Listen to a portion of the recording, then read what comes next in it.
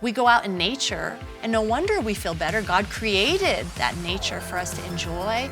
So a lot of our kids now, right, used to be like, you know, go inside your room, and that was your punishment. Yeah. And now it's like, go outside and play. And they're like, I don't want to, you know. So go ahead and tell them, go outside and play.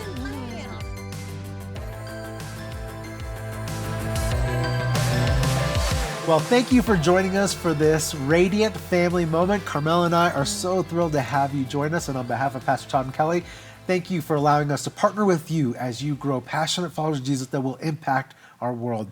We have been going through a series with Arlene Pellicane, national speaker and author, and it has been so good to talk about screen time and how it affects our kids and skills that our families can learn to help our kids become stronger. And today we're dealing with the last one, and that one is attention. Focus. Arlene, talk to us about that. Focus. Yes. And this isn't just for kids, this is for us adults too. It's for everybody, right? Because we're so used to things like changing, so it's harder for us to pay attention. Yeah. Things have to be exciting in order to be engaging. Yeah. And so we start the chapter with a study that was done comparing American children to Mayan children. Yeah.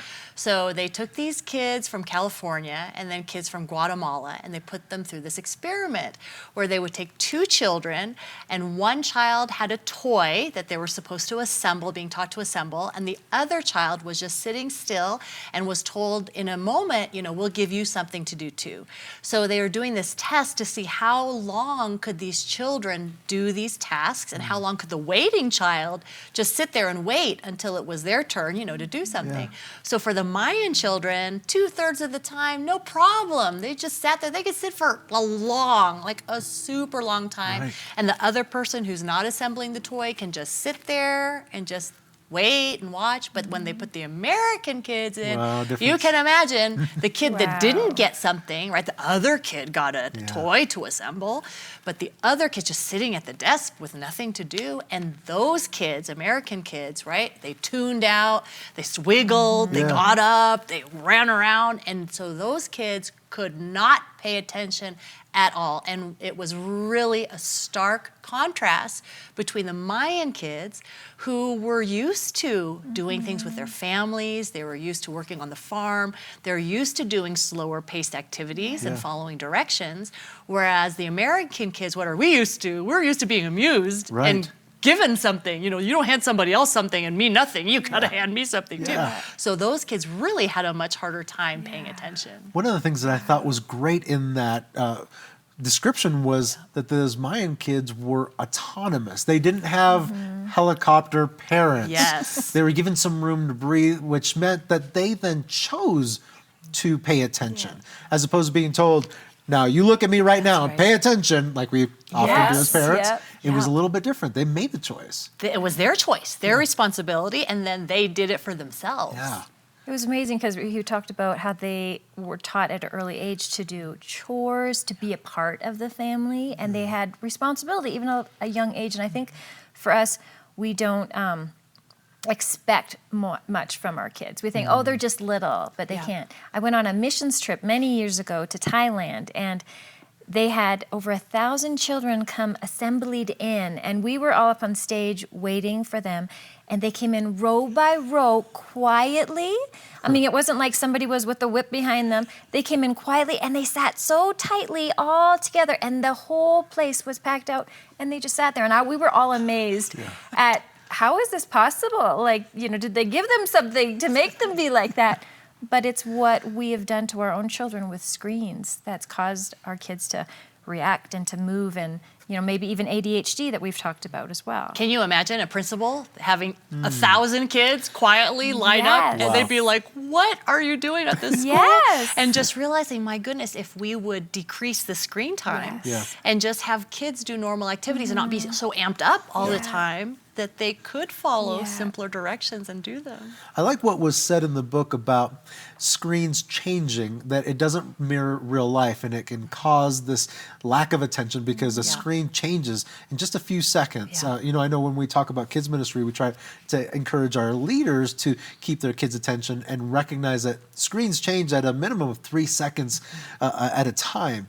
And it's really affecting our kids and their ability to focus. Yeah, they're really seeing the ADHD go up, you know, whether it's statistics that are showing us, wow, 4 out of 10 kids might be struggling with this, and this is a new phenomenon. This is not something we had 50 years ago. They did a study at Iowa State University about television and video game exposure with kids and attention problems. So they took more than 1,000 middle-aged children, and they observed them over 13 months. And they found that 6 to 12-year-olds who spent more than 2 days playing video games or watching TV had trouble paying attention in school and were 1.6 to 2.1 times more likely to have attention problems. And then the longer that happened, for every additional hour that happened, then that statistic would keep driving up, that it would be more likely. And Dr. Dimitri Christakis, he's a co-author of the study, associate professor of pediatrics at the University of Washington. He says this: the concern is that the pacing of the program, whether it's video games or TV, is overstimulating and contributes to attention problems. So think about Mr. Rogers, right? Man. He's talking very slowly, one camera, button the sweater. He talks. I mean, it's really slow paced. Yeah. So if your kids are going to watch something, I say watch Mr. Rogers, because you're going to get a good lesson. And it's very much like real life of someone just talking to you. But TV today is not like that. Right. It's changing. It blows up. It changes colors. New scene, new person, new angle. That's happening. So when kids are used to that and their attention is wired in that way, when they get to school and they just have to listen to a person, a teacher talking to them, they're like, I'm out. This is really boring. I don't like this at all. So Dr. Catherine Steiner Adair, she is a counselor that really works with technology and children, and she says this: I've worked with children with ADD and ADHD for many, proper medication makes all the difference in their ability to live up to their potential and thrive. But given the dramatic rise in the diagnosis in recent years and growing concerns about the over-medication of children, we need to be more discerning. Given what we already know from research about the negative effects of media and screenplay on children's self-regulation, attention, aggressive behavior, sleep, play patterns, we cannot ignore the possible link. And so there's just this idea that you just have to consider it. If your child is having trouble in school, if they're coming and their teacher's saying they're having trouble paying attention, or even on a Zoom call, can you imagine? How is the poor child gonna pay attention looking at the screen of the teacher? It's really difficult. And so if your children are having trouble, you have to think about their recreation time. Are they on screens a lot? Are they playing games that are constantly changing? Are they swiping on social media that's constantly changing? Even social media, everything has to get driven up a notch. Now it's gotta be video. And now our words have to do this. I mean, it's just always stylized in a way to get your attention, because we're all trying to capture attention. And with so much marketing, so many billions of dollars being targeted at your child's phone to capture attention, that's all it is. It's an attention economy, and they're trying to get your attention and your child's attention. So if that's the world your child lives in, then no wonder when they go to a job interview, they come to church and listen to a message, even an engaging kids ministry type of environment, they're like, I'm used to something a little bit more exciting, So we have to really question, how is my child, can they pay attention? Can they sit and pay attention? Which leads to that idea that you address here, the wandering mind. Talk to us about that.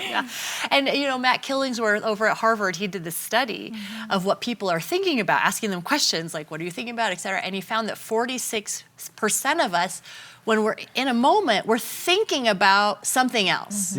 So we're thinking about a future event, or we're thinking about something that just happened, or we're thinking about our social media feed, we're thinking about our email, we're thinking about what would we have done in that video game different. So while we're sitting here, you're sitting here with me and we're talking about screen time, you might be thinking about, what am I going to cook for dinner? I better pull up that recipe. Or, man, I really got to, my son's been having problems with this. I better, our minds are not present. And they're being trained that way because we're so used to getting pulled by technology of, look at this, sale, last day, 24 hours, last chance, amazing headline. If you don't learn this, your kids will be messed up. Like we're being pulled That's so all the true. time. And so we are thinking about other things instead of being present in the moment. And so how interesting if we as adults have that problem for a child, right? That they have to be able to have the self-control to say, I'm in math now, Right. and I should be thinking about math. Yeah. You know, that takes discipline, practice. So if your child is on technology too much, that's a really big hurdle to overcome. Yeah. Yeah. Those are all really good things, because even just the other day, I had the mission to get my phone and look at an email. Yes. But I got distracted and it went to another email. There was a coupon or whatever, and it just linked from this, and then you linked to something else. Yes. And then after, I was like, what am I on here for? Like, what was the purpose? And then you realize after, oh my goodness, it was for that one specific thing. Yeah. And I wandered way far off. Yeah. And so for us to feel like we have more self-control, you're right. How hard is it for kids to deal with their emotions and their thought patterns, and how difficult that is? Yes. So, wow. And you talk in here about multitasking, because I think that's where we want to excuse maybe and say, well, I'm multitasking. I'm doing more than one thing at a time. You address that in the book. Yeah, and so a lot of the experts have said this whole multitasking thing we do because we were saving time, that it actually doesn't save time, because let's say I'm writing a book. This is a perfect example, right? I don't want to write the book. I want to do something else. So I start writing a chapter. You start doing your legitimate work, right? And they think, oh, on the side, let me see my email. Oh, and on this side, you know, we've got practice later today. Let me make sure that I've got it all lined up. And all of a sudden, you've stopped working, right? And you think you're multitasking because you're doing all these things at once. And they say it takes about 20 minutes to kind of get back to where you started. So you're in that flow where you are in the zone and you're doing what you're supposed to do, and you're being creative, but then you get sidetracked by all these things and multitasking, and then it ends up just taking you longer. So really you're switching your attention from one thing to the other, and nothing is getting your good focus. And so even with your kids, it's interesting because it is a different generation. So they're thinking, oh, I'll do my homework and I'll have music open and I'll be chatting with my friend and I'll scroll on social media at the same time. And while they are more adept at having a lot of things happening at once because they're more used to it, like let's say grandma would be like, what's happening here? And they kind of have a feel. Still, if they were able to focus like on one thing and just do that thing, like even say, hey, you want to catch up with your friends? You have 10 minutes of focused time to check in with your friends on social media, and then your social media minutes are over, right? So let's say even you were just focused, like, I'm going to catch up with these friends, and I'm going to put it down, versus I'm going to have this open all day, I'm going to multitask. You know, you would be so much more effective if you just said, even as an adult, as a parent, like, okay, we're going to just check our email at certain times of the day versus all day long. And it's the same thing for kids, that when they're multitasking, it's not really helping them because homework that's supposed to take, let's say, 20 minutes, all of a sudden 3 hours later, they're like, yeah, we're still doing homework. Yeah, we've heard that before. So kind of segue on that multitasking, I can almost hear the conversation, but no, I need to, because I focus on this and then I need to jump to that. What I hear you saying really is that's the excuse that helps solidify a bad habit more than actually being a productive thing. Yeah, that's a wonderful way to say it, is that we look around and say, well, everyone else is living this way, so why should I live in a different way?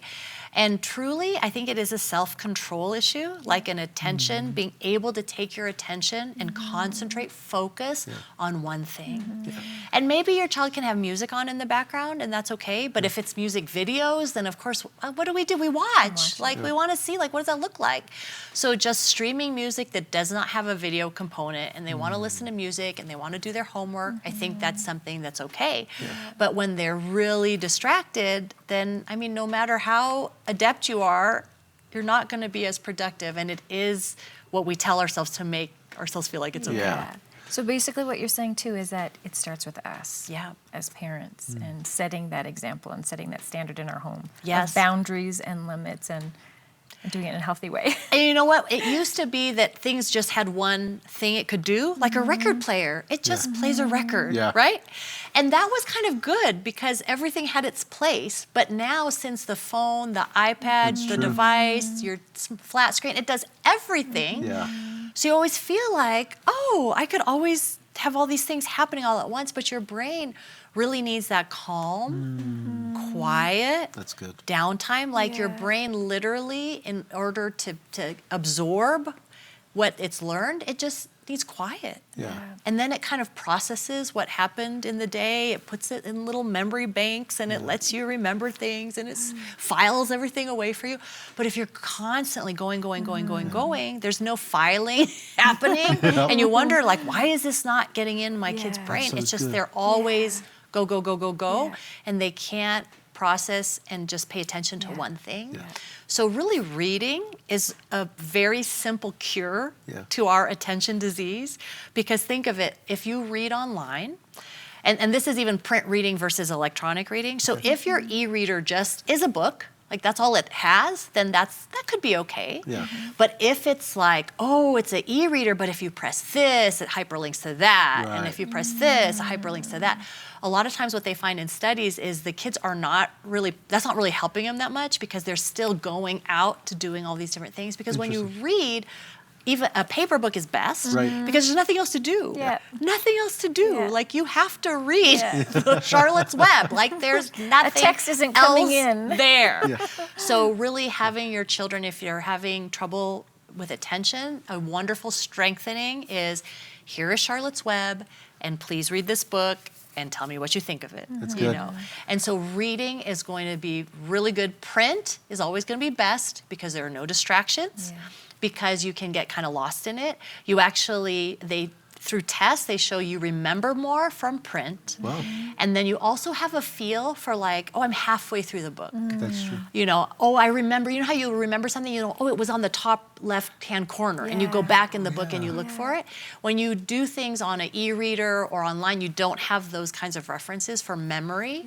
And then there's just so much distraction when you're online. So that's that. So print books, go to the library, it's free. And the younger you start, the better. They'll be used to books. But even with your teenagers, like if you're like, sorry, dude, half an hour, you and the book, nothing else is available. If there's no other option, I mean, it could be really wonderful that your teenager finds a whole new world through books that they really love, that they really love.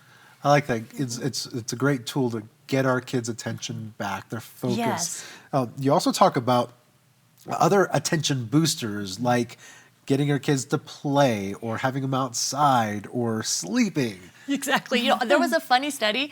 Like, think of it, if you just told your child, stand still for 5 minutes, right? It's kind of hard. But if you say, you're a pirate and you're guarding the gold and you have to stand here and guard the gold, they found that the kids can do that much longer because they're playing.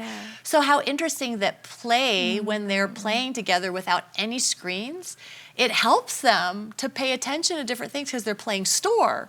And they have to listen for what the customer wants. And then they have to make the change. Like they have to pay attention and be in the moment. They can't be all like distracted, like, oh, I didn't hear your order, you know, or whatever. So playtime without screens really does help your children pay attention to what's happening in life around them.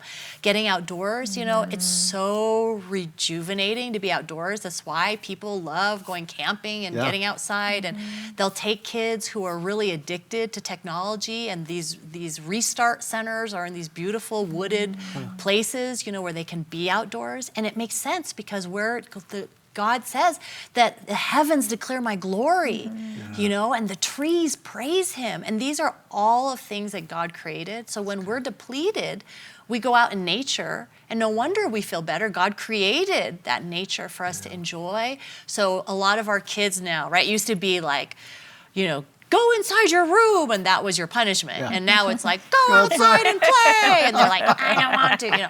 So go ahead and tell them, go outside and play. And on a snow day, you just kind of peek out for 5 minutes and come out. But it's really healthy. Like it's healthy for your kids to be out in nature, and it really does. They've done studies where they had people take a test, And then they had one group during the break be in a very urban area, very city-like, a lot of concrete, and then they had the other set walk in the trees, like a nice park, and then come back. And the park people always score higher on the test than the urban, because we just really are rejuvenated by nature, and that's so healthy for kids. So good. It's so good. Well, this has all been really good. There's a line that you share, though, that I think just encapsulates so much of what we've been talking about, and it's this: a media-poor life has led to a family-rich life. Help us unpack that and just how we can maybe emulate that. Yeah, so media poor, family rich. Yeah. And you can flip that if you're real media rich and you have family poor, because you're all on your devices. So it's that idea of, is technology bringing you together? Because that's what it promises to do, right? It's marketed to do. But in your real life, is technology doing that? Or is it pulling you further apart? And so you have to, there's a risk involved. So if you don't, if you delay phones, which I completely recommend. So remember, Bill Gates did not give his children phones until they were 14. Right. Steve Jobs, when he was just asked, hey, how do your kids like the iPad? He was like, my kids don't have one. It's like every person in America, I'm telling them to have one, but I don't have one. And this should tell us something, because they knew we can be very media rich, but we're going to be family poor. And so there's a risk there that you might feel like, oh, we're the weird parents, or, my kids, what's going to happen? But I can tell you with great confidence that you are not going to hear a parent say, oh, I really wish I would have given that smartphone in elementary school. Since my daughter's on Instagram, she is so much healthier and vibrant for God and loves her life. No one says this. They all say, I wish I would have waited. That's true. Ever since we got this, it's been this problem. I have a high schooler that I'm like, where are you getting these ideas? This is not our family values. What's happening? And so I'm coming to you not as a perfect parent. I'm sure there are things that my kids watch on YouTube that I'd be like, okay, we are watching the wrong things and we're watching too much of it. So I'm not saying I'm a perfect parent, but just by not having a smartphone and not by allowing social media or video games, so those are kind of our three big ones, that has really allowed us, so we're media poor, but I really feel like we're a very close family. Like we're family rich. So I just encourage you and invite you. It might be hard now, but later, and not even like years later, like a month later, you're gonna be like, wow, why didn't we do this before? That this media poor life can really lead to a much more family rich and God rich life. Yeah. So as we're talking about that, and we're just closing up, can you just touch on the difference between physically and emotionally present being there? Yes. Yeah. So we can be physically present, right? Yeah. But emotionally, you're on, the eye contact. I think if you follow the eyes, I think that will answer actually a lot of that question. Because if you're present physically, but your eyes are somewhere else, then most likely you're not emotionally being present with that other person, whether it's a child or with a spouse.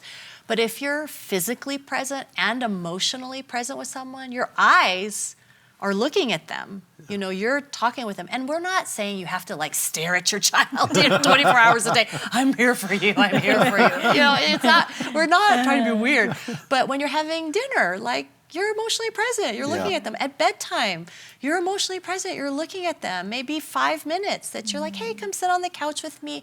Let's read this book together out loud. And you're emotionally present with them. Those are those moments that really matter. So your eyes, follow your eyes, and it will kind of tell the story. And that's what we want, isn't it? We want to be present. We want our kids to be present with us, which is why we rail against screen times when they have it, but we have to be honest and start with us. And so it starts with us.